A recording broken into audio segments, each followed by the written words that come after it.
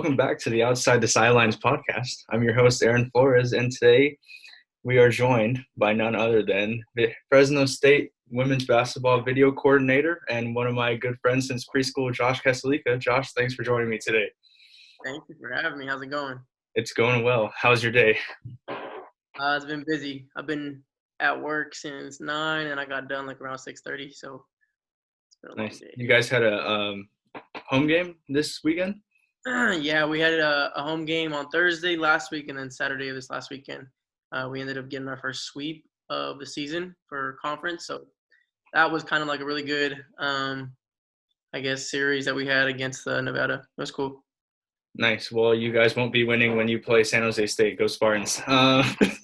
Technically, they just canceled their whole season for the women's basketball. Well, this is news to me. They just canceled it, I think, last week or this last weekend. They had just announced that they were coming back home, and they canceled their season. Yeah, it's kind of crazy with all the stuff that they had to go through. I mean, even with their football team, they had to go from San Jose, then it closed to Humboldt, and then Hawaii, and then the rest of their season was in Vegas. So you guys are pretty lucky over there in Fresno. You guys get to play everything at home. Honestly, it's fun. I mean, even though it sucks without, fans, it's not the same type of environment, but it is pretty fun to like even just have basketball around. So that's the upside. Yeah, definitely. Some season is better than no season. That's what I go to. I also don't like your hoodie, by the way. Yeah, crazy. Represent Fresno State. Yeah, no, I had to put this on because I knew you were going to wear something. So good content. Well, Josh, we've been friends since preschool. I mean, I met you in preschool. Sorry, that was a little redundant, but we played sports all the way until I got cut in 7th grade and you stayed at Madonna. But we played youth basketball together. We played in the same Little League. What are some of your favorite youth sports memories that we were together? I know we played Madonna, and then our career unfortunately ended after Madonna. So Madonna was really fun. I just love how like everybody says the game plan was get the ball to Josh, everything goes through me. And I thought it was so funny, like even just growing up, because I like to pass the ball too. So it was just funny, like hearing people say that it went through me. But honestly, I think I really enjoyed playing baseball against you. And I think you were with the Tigers at the time. I forgot about the Tigers, yeah. I think, I don't know if we were the A's or the Giants, but that was just such a fun year in baseball for me because I stopped at the age of 12. So, I mean, for me, I was like younger than that. I think it was like 9 when we played against each other, but it was so fun. Yeah, no, you were on the Giants, and your team wasn't even fair. You guys were so stacked. Like, I don't know what you guys had in that draft, but you guys had, like, the 2 pitchers who threw the hardest in, like, the whole, like, county, and then there's a bunch of other kids who can hit. So that was, like, my first year of playing up. Like, I think it was in the majors. So that was, like, I was like, oh, I don't want to play Josh's team. Or, like, we had the draft, and I was like, oh, I hope Josh's team drafts me so I don't have to play them. But, yeah, obviously – yeah. Madonna was fun, though. I think my favorite memory was definitely the MDS acronym that we talked about a few weeks ago. Aaron Burns' dad with the MDS, which was the initials of our school, but we had him on our shorts, and whenever Burns would shoot a layup, it would stand for miss the damn shot because he threw it so hard against the backboard. But, I mean, I can't really talk. I think I shot like twice the whole year just because I was too busy, like you said, giving the ball up to you. So honestly, I think my biggest memory though from like Madonna when we played basketball, I don't know what it was, but I think I threw like a behind the back pass to Matt Fusinati and he hits the like jumper and I was like, okay. I don't know, that right there always stuck with me. Yeah, we had a pretty strong starting 5. It was like me, you, Zach, Burns, and then Matt Fusinati and our Simpson rotated in. That was fun. Yeah, it was fun. I miss playing basketball, but not at the same time because it's too much running. You grew up in Salinas your whole life. I mean, you still kind of go back there every now and then when you're not busy with work. What has kind of Salinas done for you and your kind of look on life and look on your career? Like growing up there, I guess you can say like a lot of people kind of speak poorly about it. And I mean, from given like the facts that you hear about Salinas, it's not always great news. Um, but coming out, I know it's such a short distance between Fresno and Salinas, but coming out here has like really made me miss home. But at the same time, it's kind of given me a bigger picture of like what I want for myself, um, especially like as a career. It's a little bit harder, I think, for me wanting to go back home and be an athletic director or maybe even a coach. I think just because of the schools that are very limited out there. Um, so I think like Fresno being how big it is, and obviously the Valley is just such a huge area that you can like find work at in a lot of places.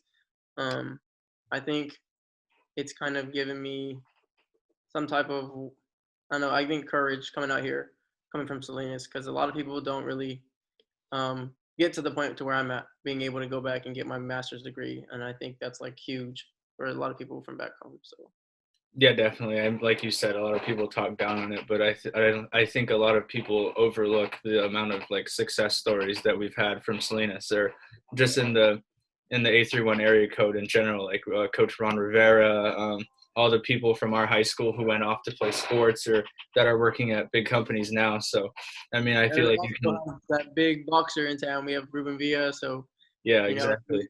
he's definitely putting Salinas on the map for sure.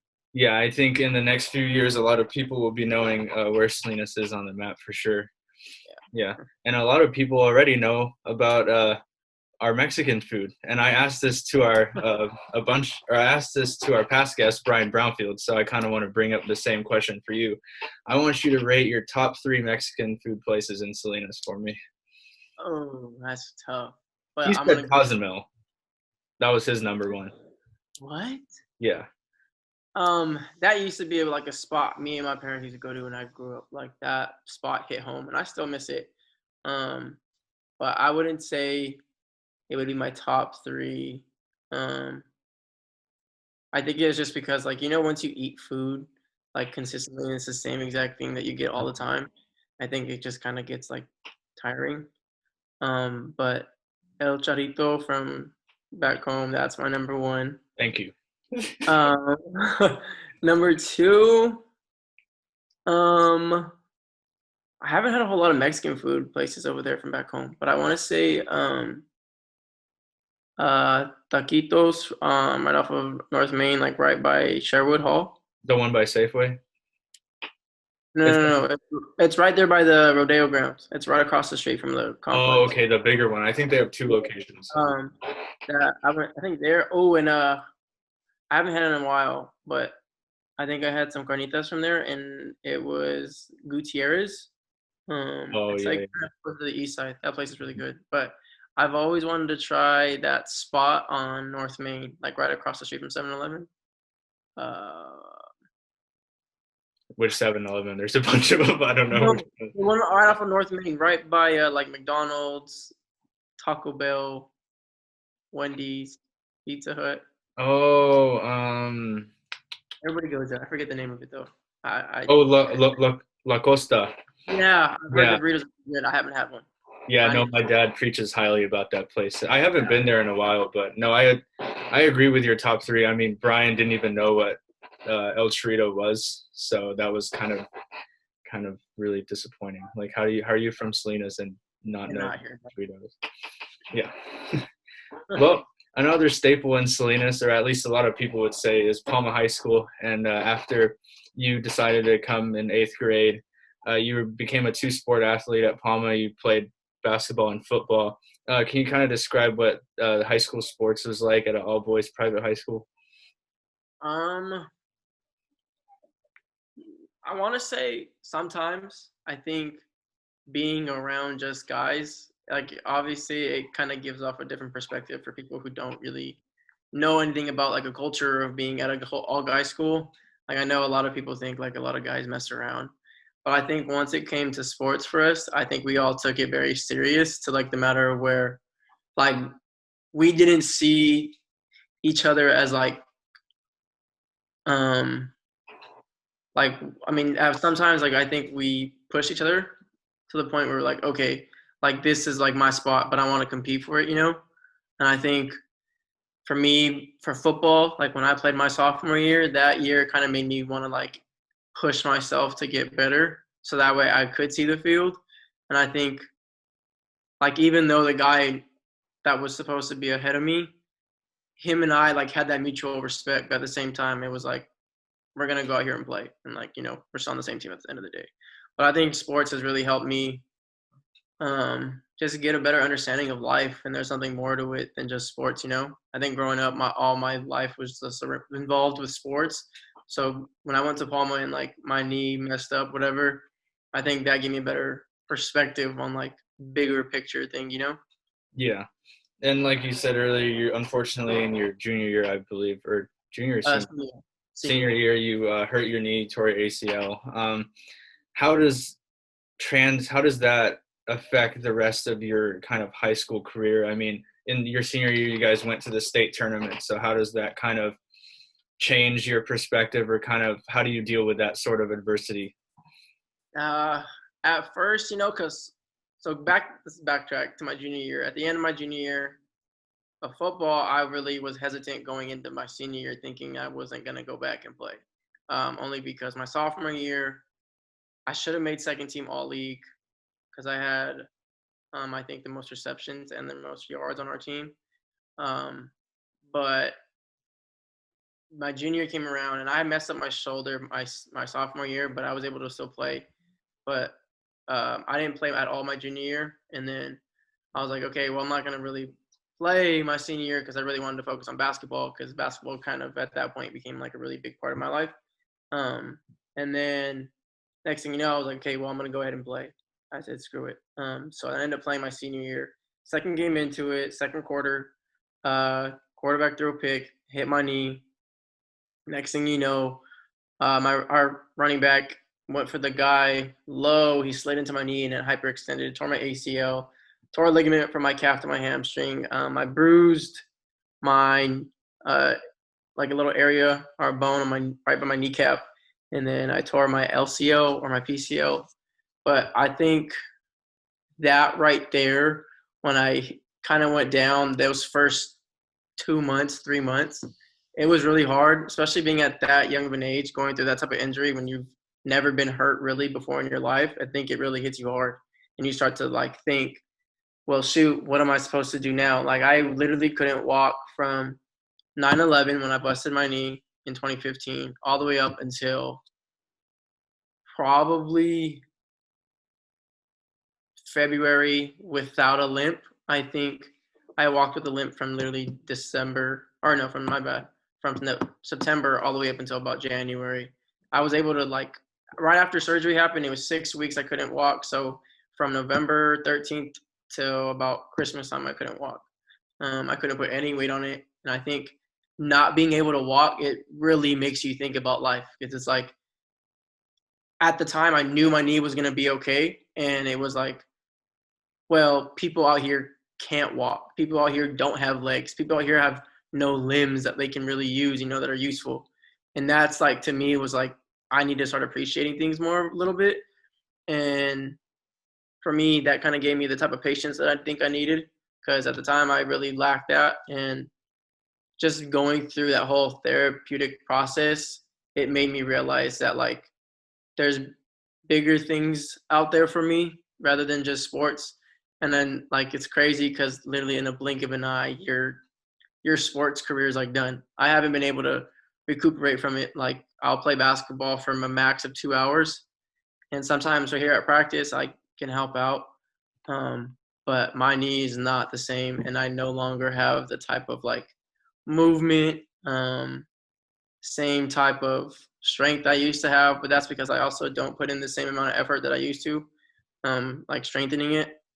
But I think that like playing sports, obviously, when you go through something that big, I think it does help you in a more positive way as long as you can stay positive throughout it, because that's like the only thing you really can't do. So I think if you stay negative, it really hurts your like morale and kind of your character in a way. Yeah, definitely. And then I know after high school you went on to go to Hartnell, and then you tried playing basketball again. But I was like, what happened in that experience? Like, was it the recovery process, or is just the knee, or? So my freshman year, I tried playing, and I literally went only for one day. We went at 6 a.m., worked out, and then I had my classes throughout the whole day. And then second part of the day, we came back for encore workout. And I went through the whole thing. And as soon as I got home, I want to say it was for your birthday. We had like, I think you had Chipotle catered to your house for your birthday. We had like a little dinner outside your house. Yeah, I still get made fun of by my Filipino like family because they're like, "Oh, we'll cook for you," and I was like, "No, I want Chipotle." And now I realize that's like a big mistake. I'm like, damn, I turned down Filipino food for Chipotle. Like, come on. I should have had some lumpia. Well, we had lumpia too. It was lumpia and Chipotle, but Um, but basically, when I went and showered and got home, my knee was really hurting. I really couldn't walk. Um, and I really think like that was by far one of the hardest days I've ever had on my knee, like post surgery. Because I had been playing and then I would try lifting as well. Like outside of my physical therapy, I think at the end of the like my 6 month, 7 month recovery, I was like, okay, well, I'm gonna get back into like kind of lifting weights a little bit. And I would lift a little bit for about maybe an hour, and then later in the day I'd play for about 2 hours, and my knee would kind of be fine. Um, but then when I played, just actually when I practiced just one day, my whole knee was just done, and I was like, I can't play. I can't like if I'm gonna be feeling like this, I don't want to play. And so I took the year off, and I tried going. I think it was during the time we went with Terry. yeah. And so I was with him, and then second year came around, and then I after my first semester, I had not even my first. I think it was during the summertime I started working, and so like it was like hard to like manage both. And then my dad passed away too, my freshman year, going into my sophomore year. So I had to work in order to make money and do what I had to do. So that kind of stopped me my second year, but mostly it was just trying to be more independent financially on my own my second year. Yeah, definitely. And then after junior college, you decided to go to Fresno State, obviously, and then you decided to pursue a career in sports. So, obviously, sports have been there for you your whole entire life. But is there a certain reason why you wanted to kind of get into the sports industry and study that as your college major? Um, I honestly thought like basketball started to become like a really big part of my life about my senior year in high school. And for me, it was like something that I knew I would be more knowledgeable in only because I cared so much about basketball itself. So I think sports is something that I really saw myself kind of doing later on. I just didn't know what aspect. But when I graduated from Fresno State with my undergrad, I graduated with a business administration, but with a focus in sports marketing. And then originally I was accepted into the MBA program here at Fresno State for my master's, but I am trying right now to switch into the kinesiology program that offers a sports administration master's degree. So I'm trying to get that worked out right now, but it's just a little bit of a process. Oh yeah, I mean, ever like that's gonna be hard either way. So I think you'll be fine though, and I wish you the best. But in your pursuit, your sports career, you've gotten an internship in your undergrad with the women's basketball team, and that ultimately turned into a kind of full-time role right now as you're a video coordinator and you help out with them at their home games and travel. Can you kind of describe how you got into that role and kind of what your daily duties are? Yeah. So it was weird because I was at home doing homework and my cousin was going to the rec center here at Fresno, and then he was like, "Yo, I'm gonna go play basketball," and I was like, "All right, cool." He's like, "Come shoot with me," and I was like, "I'm doing homework," and I was like, I'll hit you up after." And then it was about like sometime in the afternoon, he called me. He's like, "Yo, come over here," and I was like, "Why? What happened?" He was like, um, "This guy told me that we can practice with the girls' basketball team, and that like it'll help us with like our registration times, and like we get early registration." And I was like, "Cool, like at least I need that, you know," because it was like my junior year, but it was my second semester there. So obviously, with my senior year coming up, and I was like, "Well, I want early registration so that way I can get it for my fall and my second semester, so that would be easier for me." Um, so I was like, "Yeah, I'm down," and then I ended up doing it for over a year. And then next thing you know, my senior year, which was in this last May, uh, that's like when all that COVID situation hit. So we stopped helping out. But I was like, well, what's next? Like I need to find something to do and make sure that I can try to go back and get what I wanted.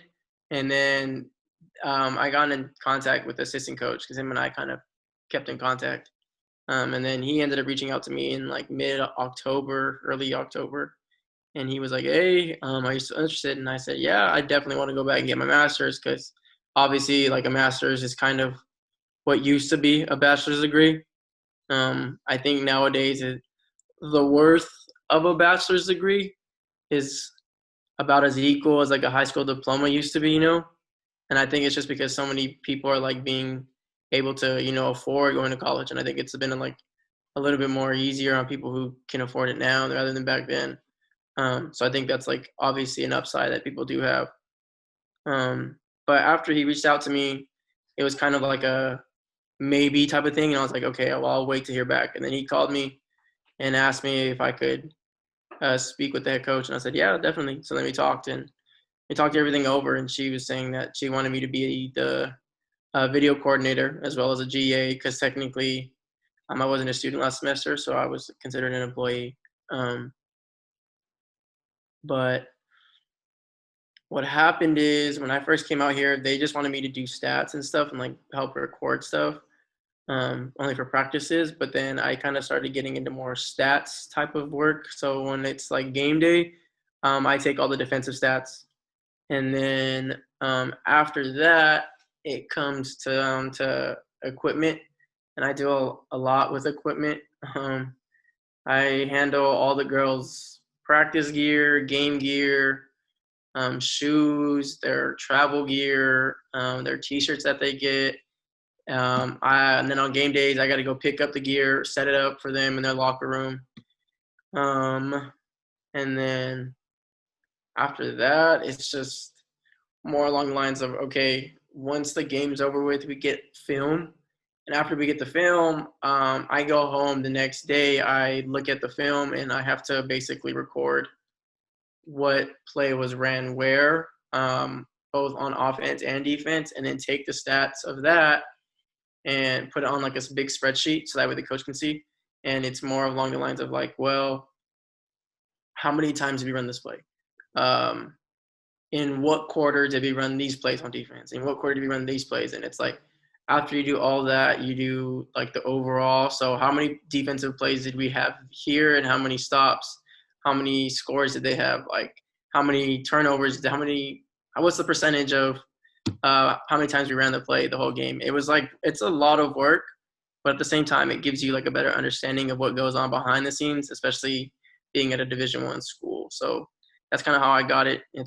It's fun, but at the same time, it's very time consuming, and I just think that it does keep myself busy at all times. So that's a full-time job.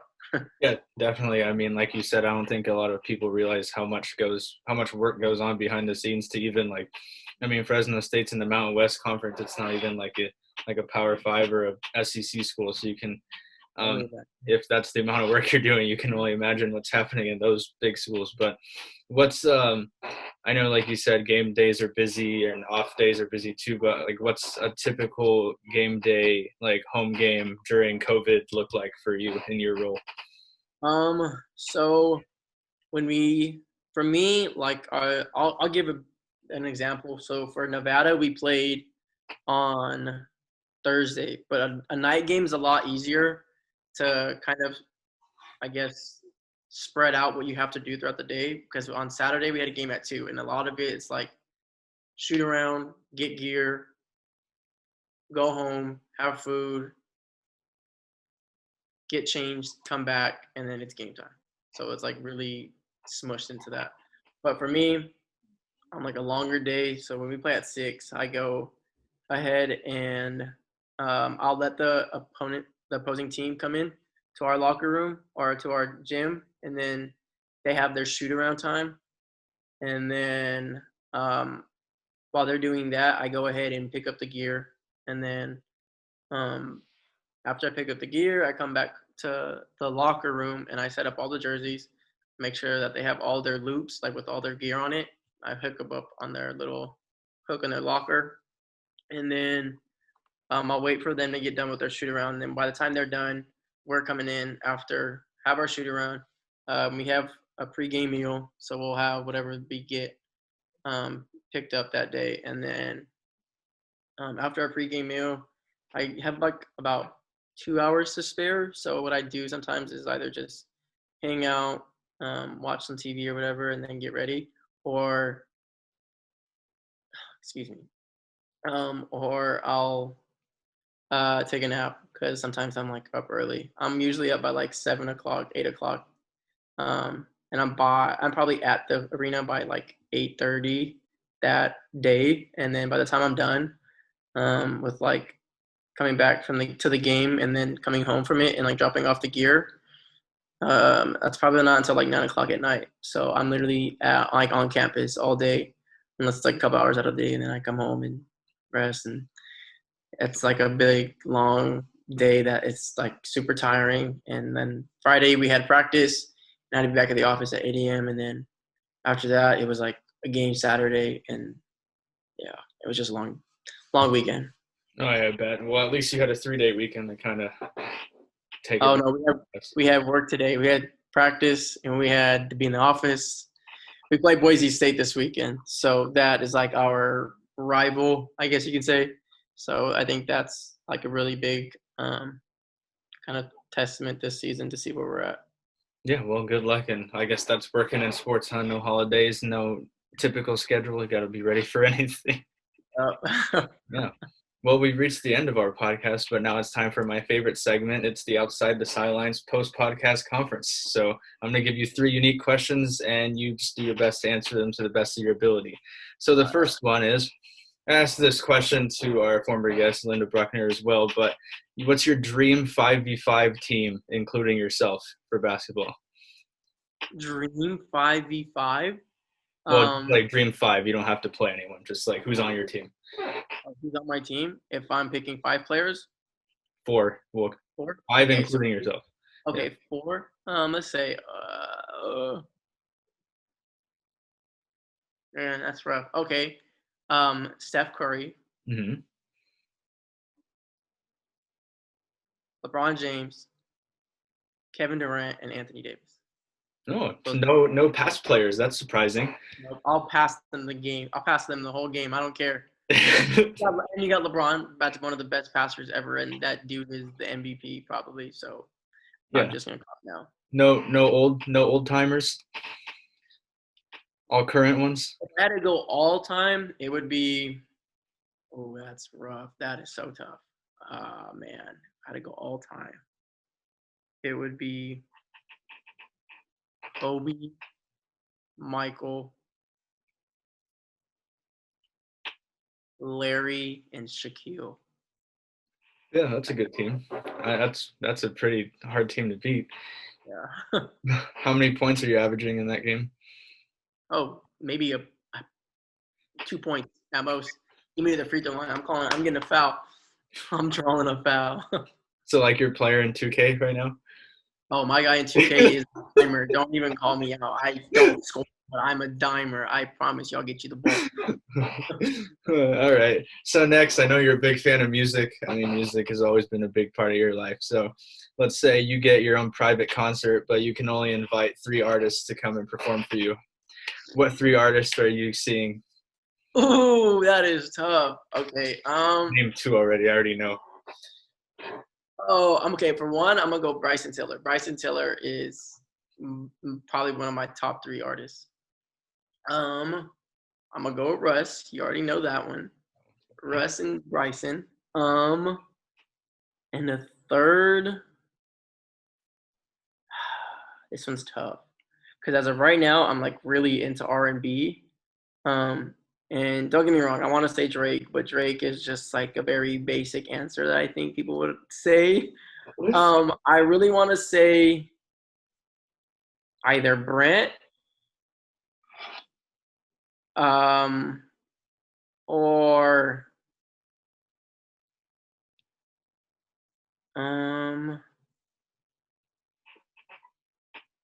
I want to say maybe Giveon. I'm not familiar with those two. I'll have to check them out. Those two are very like R&B vibey type slow All right. chill. Yep. Well, my music taste, like I said in the last episode, is very basic right now. So any music recommendations, send them my way. And then lastly, I know you're a big video game guy. You played all the time when you were little. We always play together now. If you could only play one video game for the rest of your life, which one are you choosing?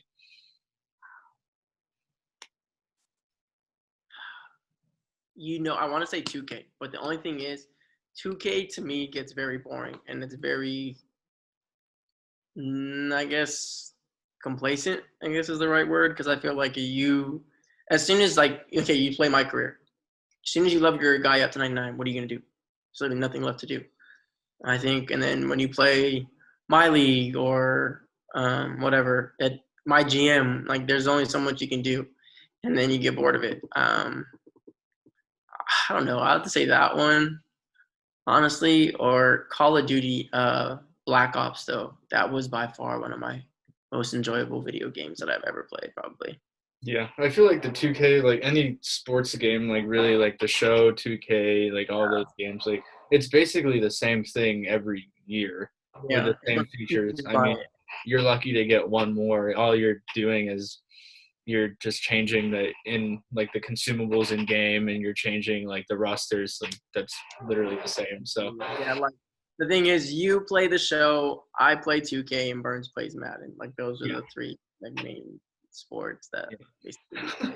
And if we're lucky, we'll all get the game together and play it like we are with 2K right now, which is actually pretty fun, and which we are probably going to do after I end this podcast. Exactly.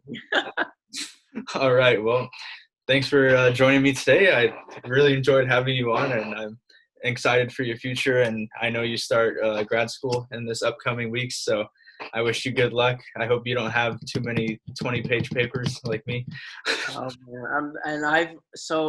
heard that this program that I'm hoping to get into, knock on wood, I've heard that it's like really, as of right now, my first semester would probably like a lot of math stuff, and I'm like really kind of, I don't know, I guess I'm more nervous than I am scared, but I think at the same time it's like tough because I took a whole semester off and I'm not used to the whole school thing still.